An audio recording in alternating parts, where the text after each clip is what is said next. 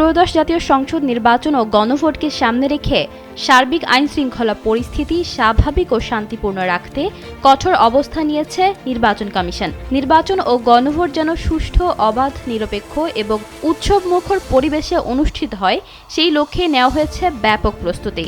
কেন্দ্র দখল, ballot paper ছিনতাই, সহিংসতা ও হামলা রুখে দিতে ভোটের মাঠে এমন এক অদৃশ্য প্রহরী মোতায়েন করেছে নির্বাচন কমিশন, যা মুহূর্তের মধ্যে অপরাধী তথ্য পৌঁছে দেবে কেন্দ্রীয় কমান্ড সেন্টারে। ভোটের মাঠে কারচুপি ও সহিংসতা রুখতে এবার প্রযুক্তির ঢাল ব্যবহার করেছে নির্বাচন কমিশন। নির্বাচন ও গণভোটকে অবাধ ও উৎসবমুখর করতে একটি বিশেষ আইনশৃঙ্খলা মনিটরিং অ্যাপ চালুর সিদ্ধান্ত নিয়েছে ইসি। অ্যাপটির মাধ্যমে কেন্দ্র দখল, ব্যালট পেপার ছিনতাই, সহিংসতা ও হামলার মতো ঘটনার তথ্য, ছবি, ভিডিও সহ আনুষঙ্গিক বর্ণনা তাৎক্ষণিকভাবে পাঠাতে পারবে ইসি ও আইনশৃঙ্খলা বাহিনী। সেই অনুযায়ী কী ধরনের পদক্ষেপ নেওয়া হবে সেই নির্দেশ দেওয়া যাবে অ্যাপের মাধ্যমে। ভোট গ্রহণকে কেন্দ্র করে টানা ৭২ ঘণ্টা সক্রিয় থাকবে এই অ্যাপ।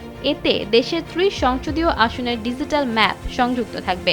প্রিসাইডিং কর্মকর্তা থেকে শুরু করে আইনশৃঙ্খলা বাহিনীর নির্দিষ্ট কর্মকর্তারা বিশেষ আইডির মাধ্যমে এটি ব্যবহার করবেন।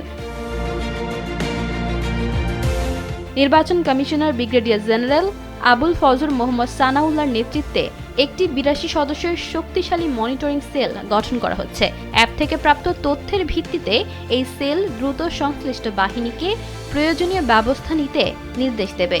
ইসি মনে করছেন, এই ডিজিটাল নজরদারির ফলে কেন্দ্রভিত্তিক নিরাপত্তা কয়েক গুণ বৃদ্ধি পাবে এবং ভোটারদের মধ্যেও আস্থা ফিরবে। ঈশিতা আক্তার, সময়ের আলো।